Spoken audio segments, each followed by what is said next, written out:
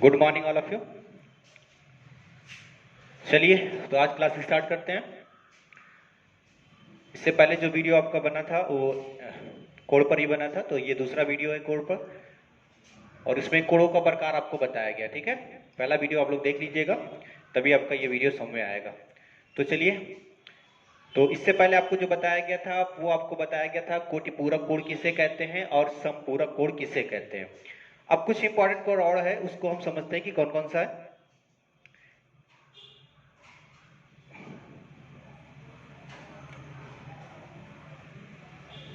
रैखिक युग्म, ठीक है, रैखिक युग्म जो है ये वेरी इंपॉर्टेंट है आपका।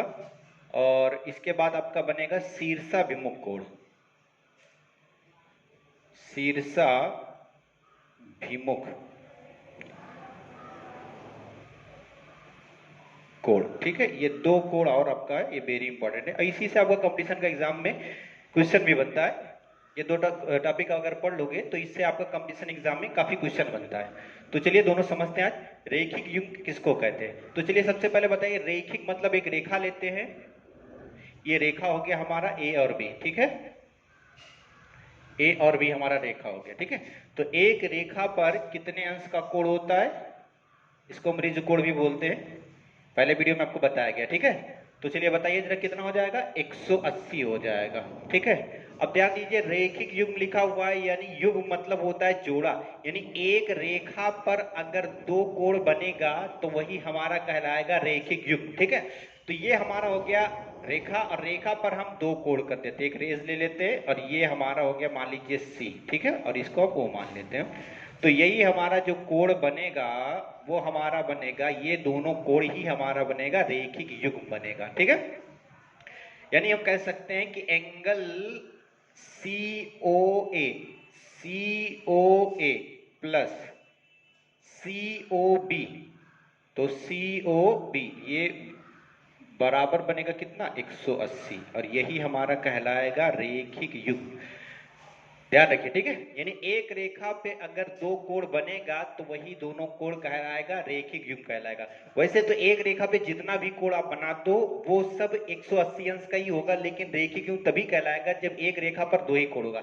एक रेखा पे चाहे 10 कोण बन जाए, चाहे 5 कोण बन जाए, चाहे 8 कोण बन जाए, जितना भी कोण आपका बन जाए वो सब उनका योग जो बनेगा कितना बनेगा, 180 ही बनेगा। लेकिन यहां पर ये कब कहोगे, जब एक रेखा पर दो ही कोण बनेगा, ठीक है। तो ये आपका हो गया। अब बताइए शीर्षाभिमुख कोण किसको कहते हैं। तो शीर्षाभिमुख कोण समझिए जरा, वेरी इंपॉर्टेंट आपका है। और ये और शीर्षाभिमुख दोनों समझ जाओगे तो इससे आपको बहुत सारे क्वेश्चन कंपटीशन एग्जाम में बनते हैं। तो चलिए समझिए जरा, शीर्षाभिमुख कोण, एक रेखा लेते हैं, ए ले लिया और बी ले लिया, ए बी रेखा हो गया, और दूसरी रेखा ले लिया सी और डी, सी और डी ले लिया। तो ये एक दूसरे को क्या कर रही है, प्रतिच्छेद कर रही हैं। तो जब दो रेखाएं एक दूसरे को प्रतिच्छेद करती हैं तो उनके बीच कोण का निर्माण होता है। तो देखिए जरा, ये आपका कोण बन रहा है, ये भी आपका कोण बन रहा है, ये भी आपका कोण बन रहा है, ये भी कोण बन रहा है। मान लीजिए कि ये जो प्रतिच्छेद करता है कहां पे प्रतिच्छेद करता है, बिंदु ओ पर प्रतिच्छेद करता है। तो अब बताइए इसमें कितने कोण बने, चार कोण बने ना। कौन कौन सा कोण, सी ओ ए, इसके बाद ए ओ डी, इसके बाद बी ओ डी, इसके बाद सी ओ बी, ये चार कोण बन गए। अब देखिए शीर्षाभिमुख कोण कौन से कहलाएंगे। देखिए शीर्षाभिमुख का मतलब हो गया यहाँ पे जो सी ओ ए बनेगा ये वाला कोण, और बी ओ डी ये वाला कोण, ये आपस में दोनों होंगे बराबर, ये कोण इसके बराबर बनेगा, यही दोनों कहलाएंगे शीर्षाभिमुख कोण। और ये वाला जो कोण होगा वो इसके बराबर बनेगा, ठीक है। तो ये भी कहलाएंगे शीर्षाभिमुख कोण। यानी कि जब दो रेखाएं प्रतिच्छेद करती हैं तो उनके सम्मुख कोण आपस में बराबर होते हैं, और इन्हीं कोणों को हम लोग क्या कहते हैं, शीर्षाभिमुख कोण कहते हैं, ठीक है। अब देखिए कौन कौन सा कोण इसमें बराबर हुआ। तो ये जो आपका बराबर हो रहा है एंगल सी ओ ए, सी ओ ए बराबर बनेगा बी ओ डी के, बी ओ डी के। तो ये आपका शीर्षाभिमुख हो गया, ठीक है। इसके बाद आपका बनेगा C O B, angle C, angle C O B बराबर आपका बनेगा ए ओ डी, ए ओ डी, और ये दोनों भी कहलाएगा शीर्षाभिमुख कोण। ठीक है, देखिए वेरी इंपॉर्टेंट आपका है, ये आपका रेखिक युग्म हो गया और शीर्षाभिमुख कोण हो गया। तो रेखिक युग्म किसे कहेंगे, जब एक ही रेखा पर दो कोण बनता है उनका योग जो होगा कितना होगा 180, और यही दोनों कोण कहलाएंगे आपका रेखिक युग्म कहलाएंगे। अब आपका आता है शीर्षाभिमुख कोण, यानी कि जब दो रेखाएं आपस में प्रतिच्छेद करती हैं, जब दो रेखाएं आपस में प्रतिच्छेद करती हैं तो उनके सम्मुख कोण आपस में बराबर होते हैं, और यही कोण क्या कहलाते हैं, शीर्षाभिमुख कोण। तो ये हो गया शीर्षाभिमुख कोण हो गया। ठीक है, तो मेरे ख्याल से समझ में आप लोग को आ गया होगा। इसमें बहुत सारे क्वेश्चन बनते हैं, तो उस क्वेश्चन को थोड़ा सा समझते हैं। अब इन दोनों पे काफी क्वेश्चन बनते हैं, तो छोटा छोटा सा पहले स्टार्ट करते हैं, बिल्कुल जीरो लेवल से, ताकि आपको आसानी से समझ में आ जाए। जब तक किसी चीज का जीरो लेवल आप नहीं जानते तब तक हाई तक नहीं पहुंच पाओगे। तो सबसे पहले बिल्कुल जीरो लेवल से आपको बताया जाएगा, जीरो लेवल से समझिए, उसके बाद क्वेश्चन बहुत सारे बनते हैं। तो चलिए सबसे पहले हम समझते हैं रेखिक युग्म से कैसे क्वेश्चन बनेंगे। ठीक है, आपको दिया रहेगा कि एक रेखा दे दिया जाएगा, एक रेखा हो गया। ठीक है, ये आपका रेखा हो गया, ए और बी रेखा हो गया। ठीक है, और ये आपका एक रेज हो गया, यहां पे ओ मान लीजिए, और ये सी हो गया आपका। ठीक है, तो दो कोण आपका हो गया। देखिए फर्स्ट क्वेश्चन आप देखिए, ध्यान दीजिए, आपका कैसे क्वेश्चन बनेगा ध्यान दीजिए। इस टॉपिक पे बता रहे हैं, रेखिक युग्म पे आपका बता रहे हैं। तो अब आपको बताया जाएगा, यदि सी ओ ए जो कोण है वो आपका 50 डिग्री है, कितना है 50 डिग्री है, तो बताइए जरा कि सी ओ बी जो है, एंगल सी ओ बी वो कितना होगा। ध्यान रखिए क्वेश्चन बहुत सारे बनते हैं, ये बिल्कुल जीरो लेवल है, जो कुछ भी नहीं जानता बच्चा उसको भी आसानी के साथ समझ में आ जाएगा। बिल्कुल जीरो लेवल लेकर चल रहे हैं, ताकि इसको पहले आप समझ लीजिए, फिर बहुत सारे क्वेश्चन एक्स प्लस करके बनेंगे, वो भी आसानी के साथ समझ में आ जाएगा। अब बताइए जरा, अगर आपका सी ओ ए जो है वो 50 है, तो आपका सी ओ बी कितना बनेगा, इधर वाला कोण आपको फाइंड करना है। तो बताइए, आपको पता है रेखिक युग्म जो होता है वो कितने का होता है, 180 का होता है। तो इधर अगर आपका कितना बन रहा है, 50 बन रहा है, तो इधर आपका कितना बनेगा, 130 बनेगा ना। दोनों का योग जो होना चाहिए कितना होना चाहिए, 180 होना चाहिए। तो हमारा जो आंसर हो जाएगा वो कितना हो जाएगा, 130। ठीक है, कोई दिक्कत नहीं। चलिए अगला क्वेश्चन ध्यान दीजिए जरा। ऐसे ही एक क्वेश्चन और देखिए, उसके बाद अनुपात में भी लेकर चलते हैं और एक्स में भी लेकर चलते हैं। देखिए ये आपका एक रेखा हो गया, ए और बी हो गया। ठीक है, और ये हो गया हमारा ओ, इसको कह देते हैं सी कह देते हैं। अब ये आपका बता दिया गया कि ये जो आपका है वो सपोज दैट ये आपका 40 डिग्री है, कितना है 40 है। अब बताइए जरा, आप लोग को पूछा जाए आपसे कि सी ओ ए जो है, इधर का जो कोण है वो कितना होगा, तो बताइए जरा कितना होगा। आप लोग बिल्कुल आसानी के साथ बता सकते हो कि अगर ये एंगल जो आपका है सी ओ बी जो है वो 40 है, ठीक है, तो इधर वाला जो कोण होगा वो कितना होगा, बताइए जरा आप लोग। अगर 40 है तो दोनों मिलाकर कितना होना चाहिए, 180 होना चाहिए, तो इसका मतलब कितना हो जाएगा 140। ठीक है, यानी 40 और 140 जोड़ेंगे तो कितना हो जाएगा, 180 हो जाएगा। तो इसका आंसर जो हो जाएगा वो हमारा इधर का जो कोण बनेगा वो कितना बनेगा, 140 बनेगा। तो बहुत सारे क्वेश्चन ऐसे बनेंगे। चलिए नेक्स्ट क्वेश्चन देखते हैं, ये आपका दूसरा हो गया। ठीक है, अब तीसरा देखते हैं।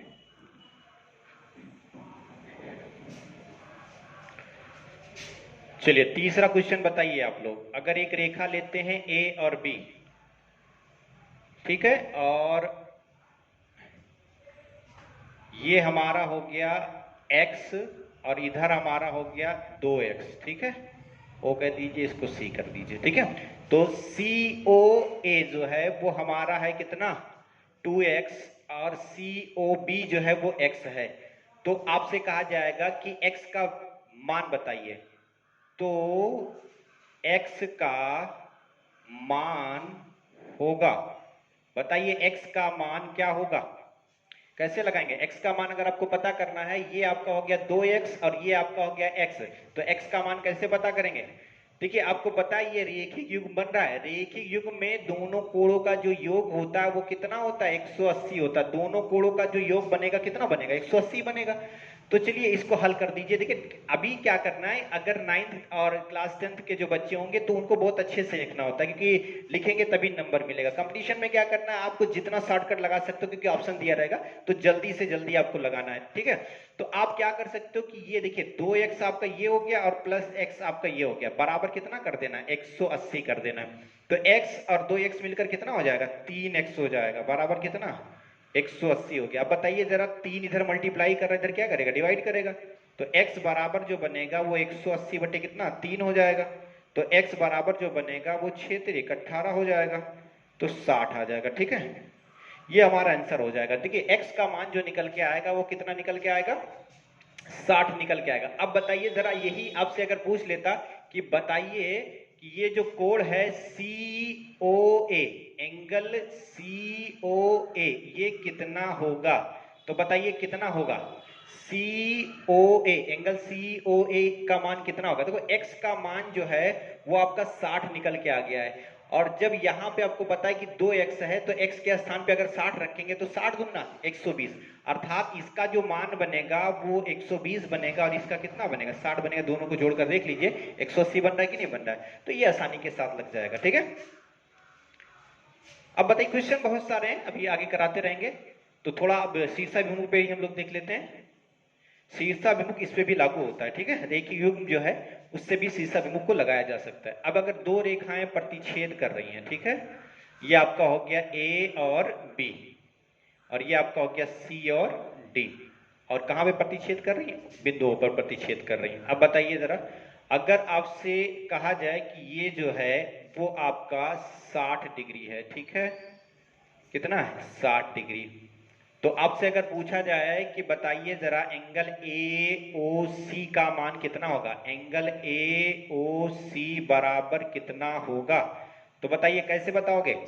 अब यहां पे आप देखोगे, अगर आपको मालूम होगा कि शीर्षाभिमुख जब दो रेखाएं आपस में प्रतिच्छेद करती हैं, जब आपस में काटती हैं, तो उनके सम्मुख कोण बराबर होते हैं, और इन्हीं सम्मुख कोणों को हम लोग क्या कहते हैं, शीर्षाभिमुख कोण कहते हैं। तो बताइए जरा, ये आपका हो गया 60, तो इसके सामने वाला आपको बताना है।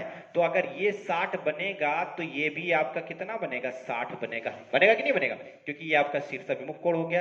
तो ये जो आपका बनेगा AOC, तो इसका मान निकल के आ जाएगा कितना, 60 निकल के आ जाएगा, ओके। अब बताइए जरा, क्या हम इस वाले मान को पता कर सकते हैं कि ये जो हमारा है AO और कितना D, तो AO जो D है, ये वाला कोण है वो कितना होगा, कोई बता सकता है, बताइए जरा। अब ये हमारा जाएगा किस में, रेखीय युग्म में जाएगा। क्यों, क्योंकि अगर हम बात करें C और D की बात करें, तो C और D एक सीधी रेखा है कि नहीं है, तो बताइए सीधी रेखा है, तो सीधी रेखा में दो कोण बन रहा है कि नहीं, एक इधर का बन रहा है, एक इधर का बन रहा है। तो अगर ये हमारा 60 है तो इधर वाला कोण कितना होगा, 120 होगा। अभी आप लोगों ने किया भी है, 60 तो ये कितना 120 बनेगा। तो ये हमारा एंगल पता चल गया। अब बताइए ये 120 है तो इसके सामने वाला भी कितना होगा, क्योंकि शीर्षाभिमुख तो सामने बराबर होता है ना, ये इसके बराबर, तो ये इसके बराबर बनेगा, तो ये भी कितना हो जाएगा, 120 हो जाएगा। एक बात ध्यान रखना, आपको पता है कि एक सर्कल पर कितने अंश का कोण होता है, 360 बनता है ना। तो आप देख सकते हो कि ये पूरा अगर हम जोड़ लें, ये पूरा एंगल अगर हम ले लेते हैं, तो क्या 360 बन रहा है कि नहीं बन रहा है, बनेगा। कैसे बनेगा देखिए जरा, ये आपका हो गया 12 12 दूना 24, 24 और 6 30 और 6 36, 360 देखो बन रहा है, ठीक है। तो ये भी ध्यान रखना, क्योंकि ये सर्किल जब आपको पता रहेगा तो इस पे भी कई क्वेश्चन बनते हैं। तो ये आपका हो गया। चलिए एक क्वेश्चन और देखते हैं।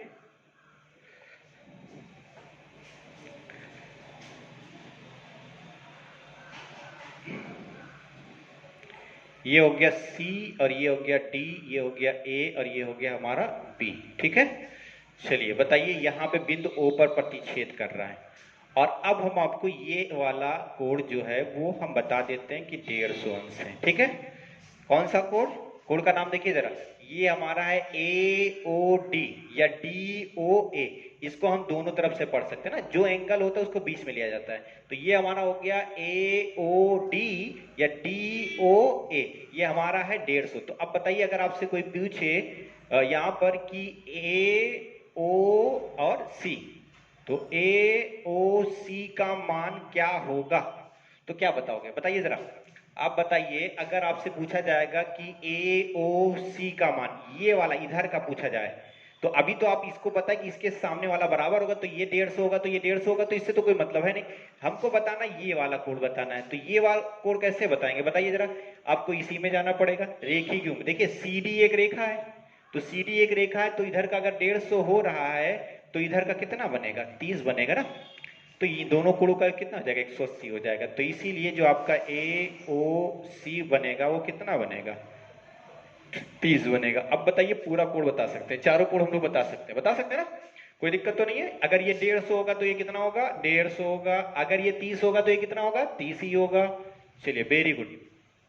तो ये हमारा निकल के आ गया। आप देख सकते हो, काउंट भी कर लीजिए कि ये 150 150 तो 150 300 और 330 और 330 में 30 जोड़ेंगे तो कितना, 630।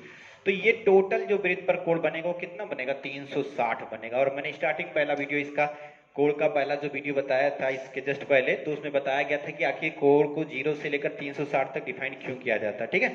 तो पहला आप लोग वीडियो देख लीजिएगा। तो अभी बहुत सारे क्वेश्चन इसमें बनते हैं, कोड में बहुत सारे क्वेश्चन बनते हैं। इसके बाद कोड के बाद आपका त्रिभुज आ जाएगा।